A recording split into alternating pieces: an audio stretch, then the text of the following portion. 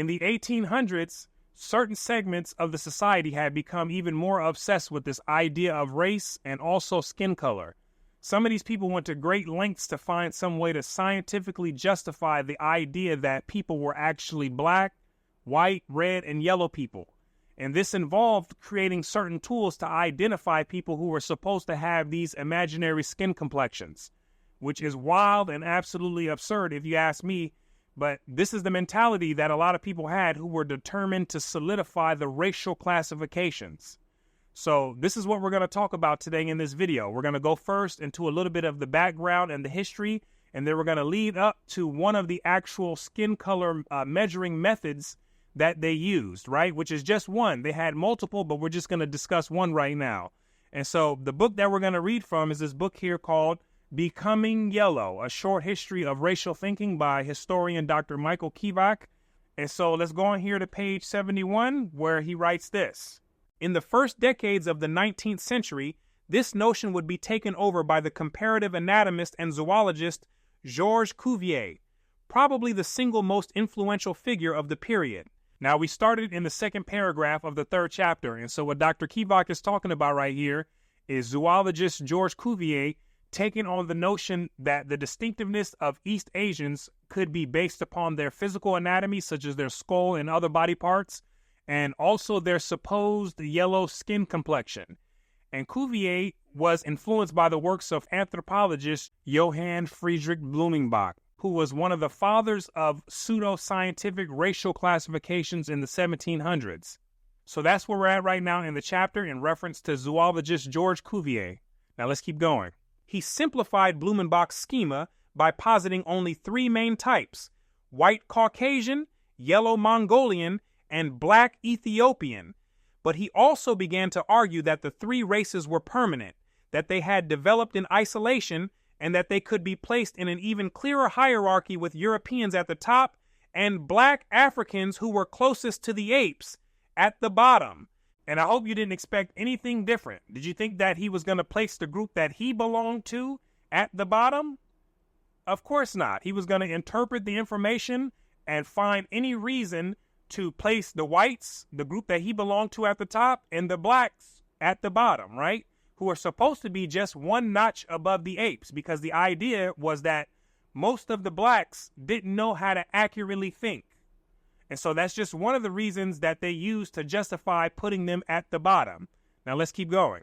This was part of a larger movement within natural science away from cultural and environmental explanations of human difference toward a growing confidence in biology and heredity. Race came to be seen not as the product of such temporary effects as climate or cultural practice, but something much more permanent and biologically determined.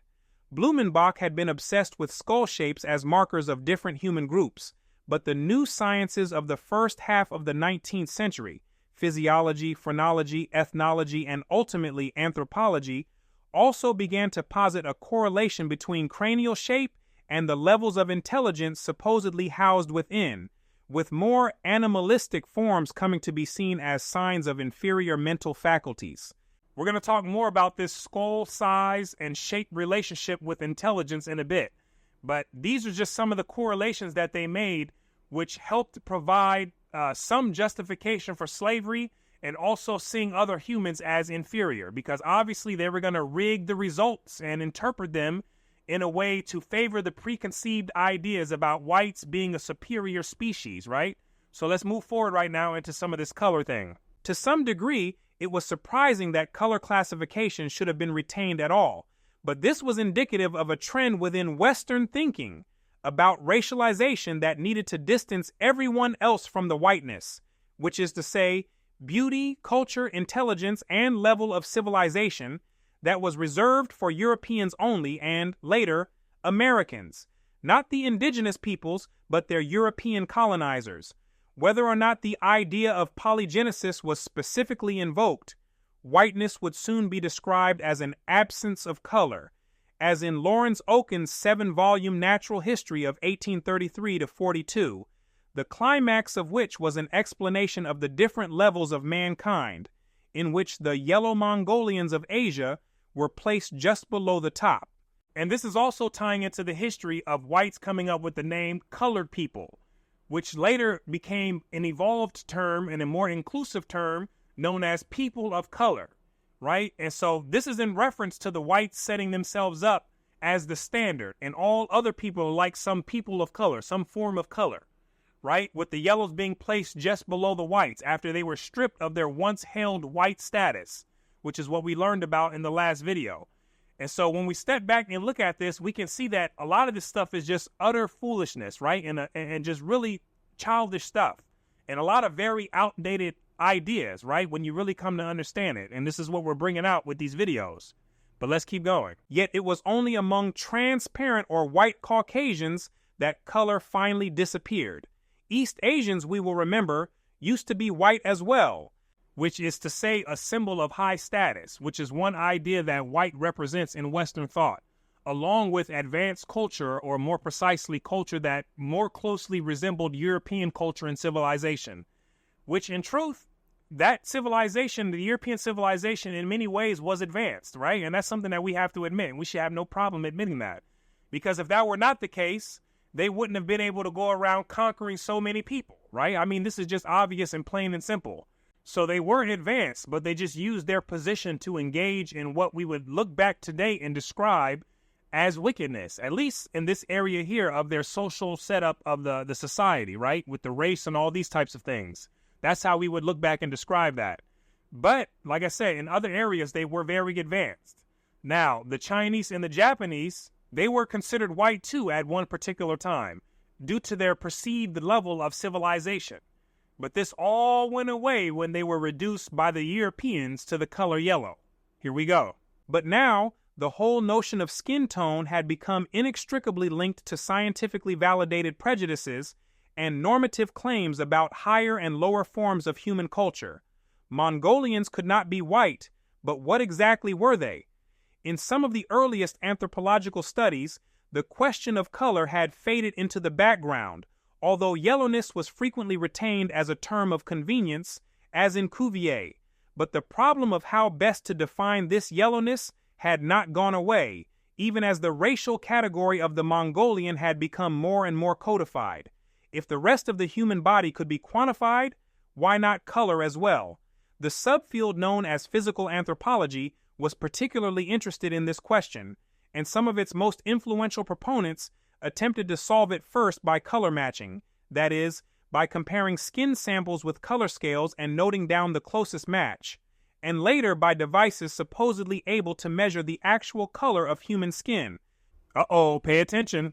We will see at the end of this chapter that the desire to find yellowness in the people of East Asia was so ingrained in the Western imagination that some anthropologists tried to prove that their skin really was yellow. Now, how delusional do people have to really be to try to find a way to prove that people have yellow skin who clearly don't have yellow skin? You'd have to be all the way out of your mind to do that. Let's move forward. It was only a matter of time before 19th century science began to wonder the degree to which racial difference, including skin color, might be measured in greater detail. In this sense, Morton's work was only the beginning, since for the rest of the century and beyond, the new field of anthropology became positively obsessed with the idea of anatomical quantification and not simply a few assessments of the skull or skull capacity. He's talking about Samuel George Morton, who was a professor of anatomy in Philadelphia. He collected and measured hundreds of skulls, and based off of his measurements, he concluded that Caucasians were at the top, the Mongolians in the middle, and the Africans were at the bottom, right, in regards to intelligence. And what else did you expect him to find? What else did you think he was going to report, right, especially during this time? You can't expect much out of any of these reportings other than this type of stuff for the most part. That's just the way it goes. But just like Dr. Keevak wrote, the field of anthropology became obsessed with this stuff. Now let's keep going. Here we go. People's entire bodies were evaluated with hundreds of tiny measurements of every imaginable sort. Yet it was also typical of Western race preoccupations that this obsession almost immediately spread to the question of color, as if it were now the explicit aim, although of course for many it wasn't, to prove that some people were more white than others. Uh-oh. For also in that year, the French surgeon Paul Broca best known for his pioneering researches on the human brain, founded the Société d'Anthropologie in Paris, soon to be followed by the Anthropological Society of London in 1863. In that year, he's talking about the year 1859. Now pay attention because we're about to get into the skin coloring measuring method. His contributions to early anthropology were immense, and particularly what came to be known as physical anthropology. He was personally responsible for some 24 measuring devices, including craniometers, goniometers, and micrometric compasses, all of which were standard tools by the time of his death in 1880. Less well known today are his contributions to color measurement, even though Broca's table chromatique was regularly used well into the 20th century, sometimes with minor variations. Here it is. This table, looking much like a sheet of paint or makeup samples, featured 20 colored circles for eyes and 34 colored rectangles for skin and hair, lithographed onto a piece of white paper or cardstock. Here's a look at it right here. You can see that he placed various colors on here. And what would happen is that anthropologists would go around different places and measure people's skin color and then assign them to a racial category, right? Then right here, you have the pure black located on square 48, as if someone's skin color was actually going to register as this pure black. And then you have some of the other deeper or richer colors that he made, which were supposed to be a mixture of the color black in addition to the colors red and yellow, right? Now let's keep going. Centuries of observers had wrestled with the question of just what shade East Asians were, but by this time their Mongolian yellowness was a matter beyond question.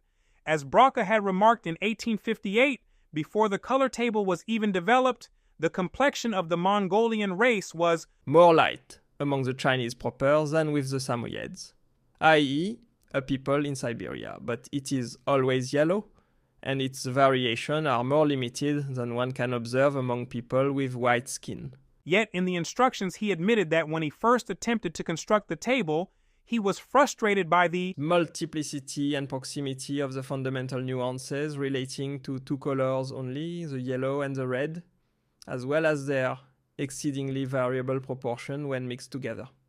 In other words, yellow and red were not so simple after all, and it was clearly impossible to organize the skin and hair color samples into any sort of coherent order, as Broca claimed to have done with the 20 shades for eyes, which were arranged in 5 rows of 4 columns each, with each row representing 5 degrees of brown, green, blue, and gray. That's this chart right here. This is what he made to classify the various eye colors, as you can see. All right, let's keep going. But how would one go about choosing basic skin and hair colors and then deciding upon their lighter and richer nuances?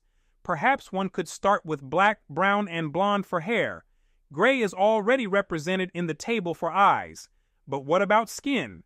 Obviously white, black, red, and yellow, the colors by which the races were almost universally known, were unworkable points of departure, since no one's skin was really any of these colors. In fact, this dilemma seemed to have caused considerable delay in the completion of the instructions, which were announced as early as 1862, and Broca never fully explained how the resulting 34 colors had actually been chosen. He noted merely that the order in which they were laid out was not by chance, although it was not always a regular or unbroken sequence with respect to their natural series. He did mention, however, that number 48 in the lower left corner was a pure black, and that while some observers claimed to have encountered people with completely black hair, the skin color of even the richest Africans he had seen in Paris was always a shade mixed with red or yellow, colors that, he said, were represented at the beginning of the 3 rows above, numbers 27, 34, and 41. And who would have known that they were unable to find anyone with a skin complexion to match square 48, which is the pure black. In other words, each of the 4 rows at the foot of the table began with a shade of black, pure black, black mixed with yellow, black mixed with red, and black mixed with white or gray that became lighter as one moved to the right. This left only the row at the top, which seemed to contain shades with no black at all, and were therefore positioned one space to the right. The effect of this arrangement was that when observers actually began to record their data, it was only the white races whose skin tone matched the samples given in the top row. Although Broca certainly did not make a point of it, the table appeared to be laid out in such a way that, when it came to skin color, those with no trace of black in their skin were duly separated from the multitude of colored races that populated the 4 rows at the bottom. Broca claimed to have overcome numerous material difficulties in the printing of the colors, including how to maintain consistency in each copy of the table, but the end result was a disturbingly confident tool for matching human skin, hair, and eye color in every part of the world. As Edward Tyler noted in his 1881 Anthropology, one of the most widely used introductory texts of its day, the traveller, by using Broca's set of pattern colours, records the colour of any tribe he is observing, with the accuracy of a mercer matching a piece of silk. While Tyler rejected the idea of matching eye color, one has only to look closely into any eye to see the impossibility of recording its complex pattern of colours. He enthusiastically embraced the idea of matching skin tones. Another early user was John Beddoe, notorious for hypothesizing an index of nigrescence for the races of Great Britain, the primary aim of which was to prove that the Irish were more black or negroid than the English. This index was based on hair and eye color, not skin, but in a different publication from 1890, in which he recorded some brief observations about the skin color of tropical races made during a trip around the world, he divided the skin of Indians, Chinese, Native Australians, and Pacific Islanders into 4 series that were in perfect accord with the bottom 4 rows of Broca's table, red passing through reddish-brown to black, orange or reddish-yellow passing through brown to black, yellow passing through yellow-brown and olive-brown to black, and gray richening to black. The only term missing here was white, which was, of course, precisely the point. The point was that he was not going to assign that status to anyone, even if they did appear similar in complexion to the Europeans, like some people from Asia do. Beddoe admitted that a few of his Chinese subjects were the same color as the English, including some whose features were almost European, with well-formed aquiline noses. He also admitted that he could not distinguish a group of English and Chinese workmen by the color of their bare legs alone. In an earlier period, this might have led a Western observer to conclude that at least some East Asians were as white as we are. But late 19th century anthropology was far more reluctant to give up its basic tenets of racial differentiation. If some Chinese were fair, it might only indicate the presence of an Aryan element, and as Broca's table had supposedly reaffirmed, yellow preponderates, or the prevailing notion at the time that the Chinese were in fact the color yellow. And so hopefully you can see just how obsessed many of these people had become with categorizing skin color and solidifying racial classifications. And you can see the extent that people were willing to go to keep alive the simplistic ideas of there being a black, white, yellow, and a red people, right? I want you to think about this, consider it, and meditate on it, okay? And so right now, I want to thank you for watching all the way into the end. My name is Brooklyn St. Michael, and I'll see you in the free world.